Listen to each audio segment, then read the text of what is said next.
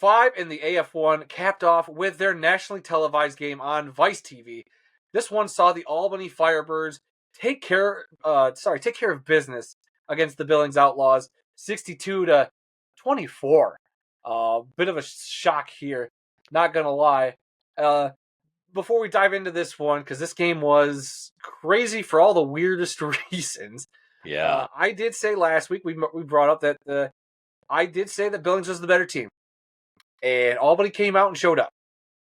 Ain't no bones about it. Ain't gonna mince words. Albany showed up to play in their nice orange uniforms. By the way, those looked really nice. Probably be better with the black pants, but I digress.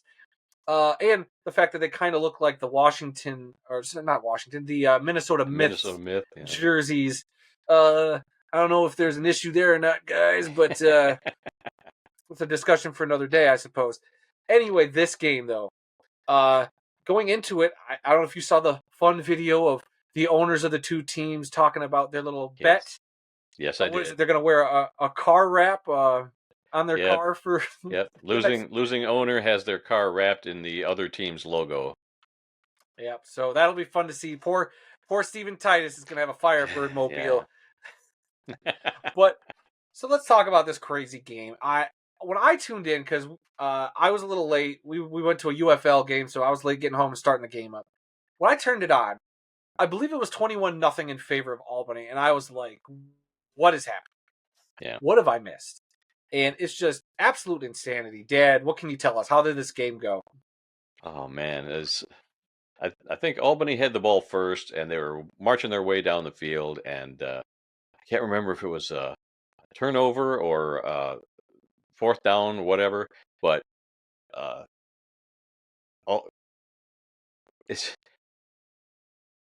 was Billings. Billings was moving the ball down. I was wondering. I was like, okay, come on.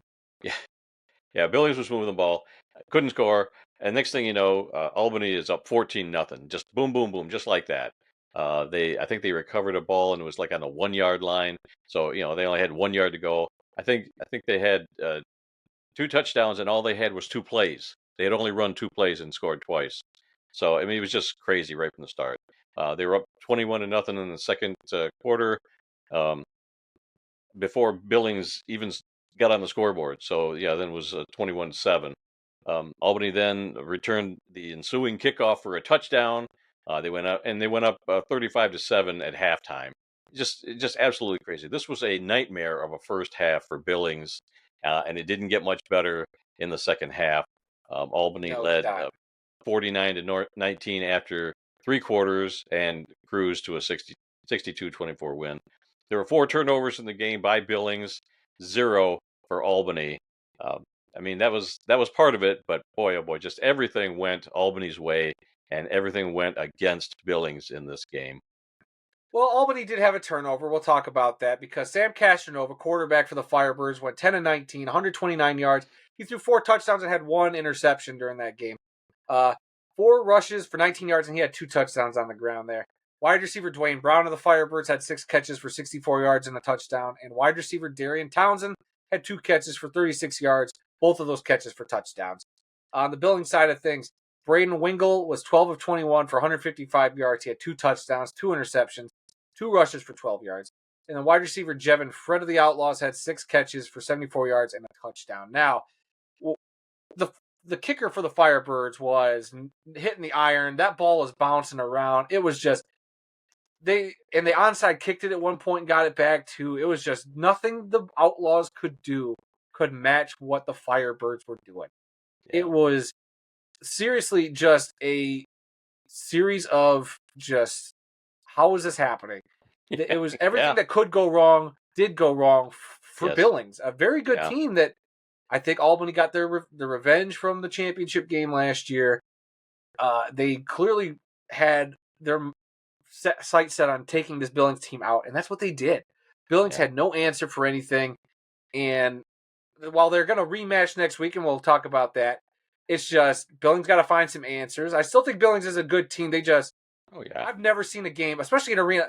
This reminded me, and tell me if I'm wrong here, if you remember this, I want to say 2007 playoff game between the Dallas Desperados and the Columbus Destroyers. The heavily favored Desperados lost to the Destroyers. The Destroyers, everything went their way. Balls went off of the net, off of the iron, and just helped the Destroyers get to the victory. And I think the Destroyers eventually went on to play in that Arena Bowl that year.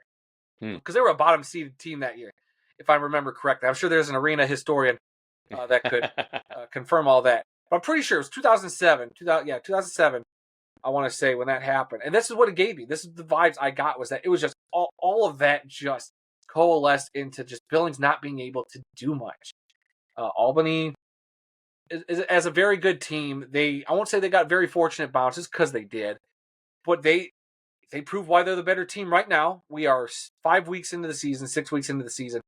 A lot can change from now to the end of the year, but Albany put their stamp on them being, and I will say this with confidence, the best team in the AF1. I'm allowed to change my opinion based on new data.